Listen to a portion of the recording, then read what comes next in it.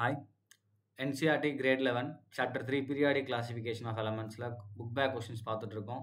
Question number 3.28. The increasing order of reactivity among group 1 elements is lithium, sodium, potassium, rubidium, cesium. So, increasing orderல கொடுத்துட்டாங்க. So, down the group நமக்கு என்ன ஆகுதுன்னா reactivity increase ஆகுது பாருங்க. லித்தியத்துலேருந்து என்னது sodium, அடுத்து potassium, rubidium, சீசியத்துக்கு தான் higher reactivity. Whereas that among group 17 elements, so group 17ல இதே மாதிரி என்ன பண்ணுறாங்கன்னா ரியாக்டிவிட்டி ஆர்டர் கொடுக்குறாங்க. இப்போ ரியாக்டிவிட்டி ஆர்டர் பார்த்தீங்கன்னா டவுன் த குரூப் டிக்ரீஸ் ஆயிருக்கு. ஸோ இங்கே டவுன் த குரூப் இன்க்ரீஸ் ஆயிருக்கு, இங்கே டவுன் த குரூப் டிக்ரீஸ் ஆயிருக்கு. ஏன் அப்படின்னு கேட்டிருக்காங்க, எக்ஸ்பிளைன் பண்ண சொல்லியிருக்காங்க. ஸோ இப்போ குரூப் 1 பொறுத்த வரைக்கும் பாருங்க, group 1 so general electronic configuration வரும்.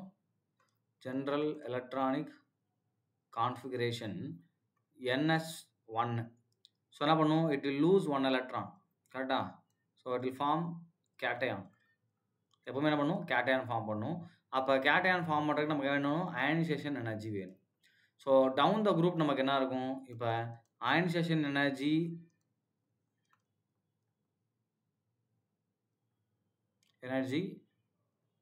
இன்க்ரீசஸா டிக்ரீசஸா பார்க்க போகிறோம். டவுன் த குரூப் பார்க்கும்போது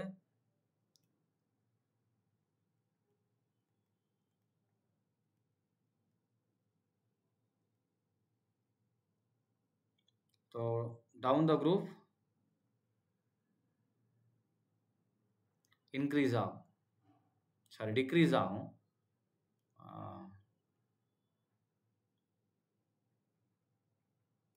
டவுன் த குரூப் டிக்ரீசஸ்.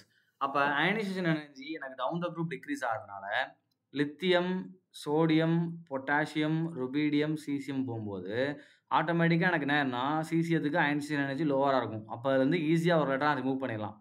அப்போ இதில் நம்ம பார்த்தோன்னா ஈஸியாக கேட்டையான் யார் ஃபார்ம் பண்ணுவாங்கன்னா சீசியம் தான். அதனால அது மோர் ரியாக்டிவ், ஏன்னா ஈஸியாக கேட்டையான் ஃபார்ம் பண்ணிடும். அண்ட் லித்தியம் நமக்கு லீஸ்டாக ஃபார்ம் பண்ணும், அதனால் இந்த ஆர்டர் வருது.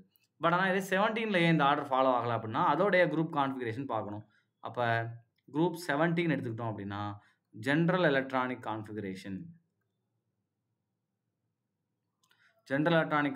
பார்த்தீங்க அப்படின்னா NS2NP5, ரைட்? ஸோ இது என்ன பண்ணுன்னா இட் வில் அக்செப்ட் எலக்ட்ரான் இல்லையா? So accept 1 electron.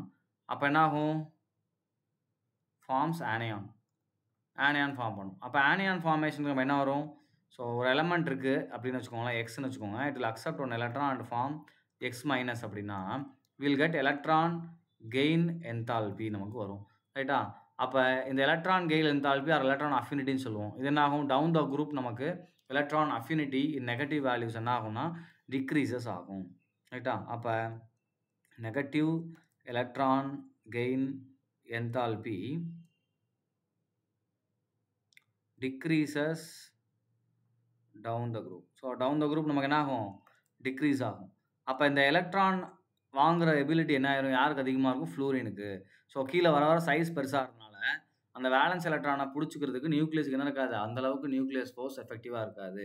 அப்போ டவுன் த குரூப் நமக்கு என்ன ஆயிரும், எலக்ட்ரான் கெயின் என்தால்பி டிக்ரீஸ் ஆகும். ஸோ ஆட்டோமேட்டிக்காக ரியாக்டிவிட்டியும் குறைஞ்சிரும், ரைட்டா? ஸோ அப்போ குரூப் 1 நம்ம பார்க்கும்போது நம்ம ஃபோக்கஸ் பண்ண வேண்டிய ப்ராப்பர்ட்டி அயனைசேஷன் எனர்ஜி, ஏன்னா இங்கே கேட்டையான் தான் நமக்கு ஃபார்ம் ஆகும். இதே குரூப் 17 பார்க்கும்போது நம்ம ஃபோக்கஸ் பண்ணக்கூடிய ப்ராப்பர்ட்டி பார்த்தீங்க அப்படின்னா எலக்ட்ரான் கெயின் என்தால்பியை தான் நம்ம ஃபோக்கஸ் பண்ணணும். ஏன்னா இங்கே ப்ரிடாமினன்ட்லி ஆனியான், இங்கேனா நமக்கு கேட்டையான் ஃபார்ம் ஆகும். அதனால தான் ரியாக்டிவிட்டி நமக்கு அப்படியே ஆப்போசிட்டில் இருக்குது, ரைட்? தேங்க்யூ.